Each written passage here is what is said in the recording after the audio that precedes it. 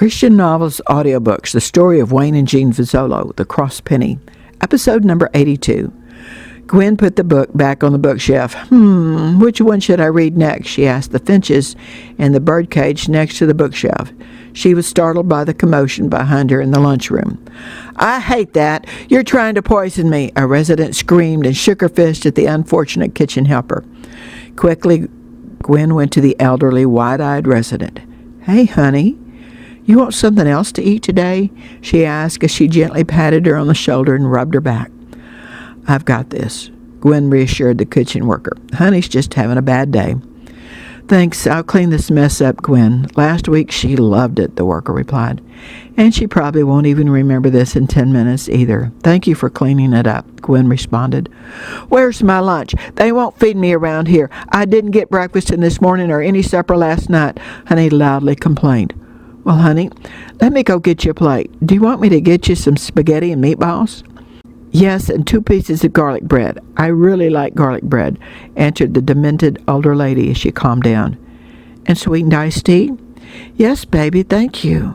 Soon Gwen returned carrying a tray identical to the one that had just been cleaned up from the floor. "Here you go, honey. Do you mind if I drink my tea here with you?" "No, baby. I would love to have you visit me. Now, what's your name?" "My name is Gwen." "That's a pretty name. I never heard it before. Do you come visit often?" "Well, today I'll just visit you. Here, eat some of your lunch."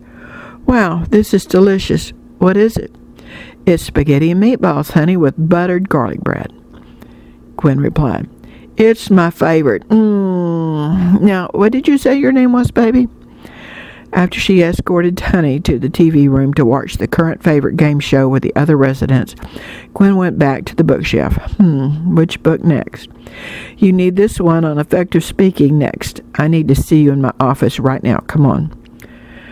"This reminds me of Aunt Petey," Gwen whispered to herself, her stomach churning a little bit as she followed Mrs. Fitzgerald into her office.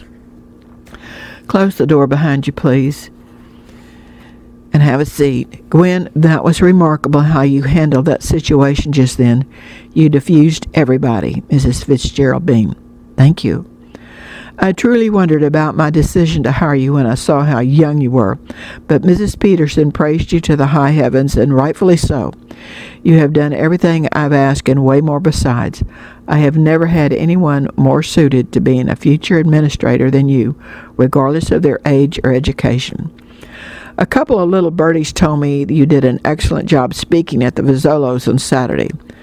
I want to start training you on how to recruit for new residents, and that requires public speaking. I don't want any empty beds here. In fact, I want a waiting list.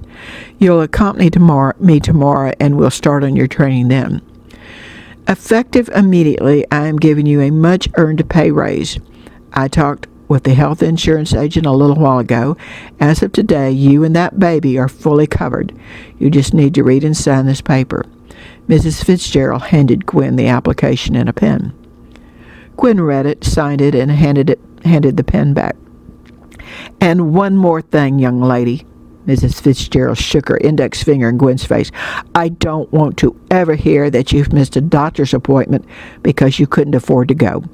Gwen, now go get your own plate of skitty and meatballs, and don't forget the garlic bread." I don't know what to say," Gwen stammered as she got up to leave the office. "Thank you. That sounds like the right thing to say. Oh, please leave the door open so I can hear what's going on out there. Sometimes it's a zoo, and I feel like the zookeeper," laughed Mrs. Fitzgerald. "You guys ready to go?" Carrie asked the twins on Thursday morning.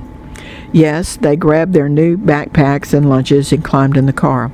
The 3 chatted on their way to school about nothing and everything. Carrie pulled the car up to the high school drop zone. As she turned to get in line with the waiting traffic, the sun blinded her. When she automatically pulled down the sun visor, an advertisement from yesterday's mail fell on her lap. "I love you guys. God loves you, and have a great day. I'll see you here when school's out." "Thank you," the twins responded as they climbed out of the car. Maybe one day they will truly understand how much Chester, God, and I really do love them. She sighed and picked up the stashed advertisement. Let's see what cookbook that publisher wants me to buy today. Asian. 4-star exquisite Asian cuisine. About that time, her eyes saw the fourth ingredient on the sample recipe on the outside of the big, brightly colored envelope. The car behind her honked. She put her hand up in apology and put the car in gear at the first place to pull over and park. She did. Would you look at that? It was all she could do to not speed on the way to Vozzolo Produce. She turned in behind the bus inside the fence line and sped up. What in the world? Eduardo was driving the bus and saw Carrie's car in the rearview mirror, frantically waving her arm and honking the horn. Chester, isn't that Carrie behind us? Yeah, something must be wrong. His heart raced. Eduardo was already applying the brakes. Chester jumped out of the bus and raced to her car. As she opened the door and got out, she began waving the bright blue, red, and yellow envelope. Chester, you have to look at this. Honey, what's wrong? Nothing, but the right question is what's right. These folks want me to buy their cookbook, 4-star exquisite Asian cuisine. Carrie, if you want that cookbook, you don't have to ask my permission.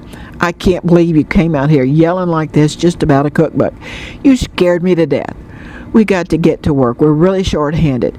He turned to go back to the bus. Chester, look at this ingredient, Carrie insisted.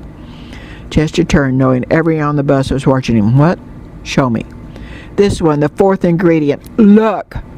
Carrie pointed to the middle of the envelope. He looked and signaled Eduardo to get out of the bus. I'll be back in a minute, I think, Eduardo told the wasabi pickers. Look what Carrie has. Chester snatched the envelope from Carrie's hand. The fourth ingredient, this one right here. Chester waved the envelope in front of Eduardo's face. Chester reached over and gave his wife a big kiss. Everybody on the bus cheered. Even Eduardo hugged her. Eduardo and Chester raced back to the bus. Listen up. The picking instructions have just changed.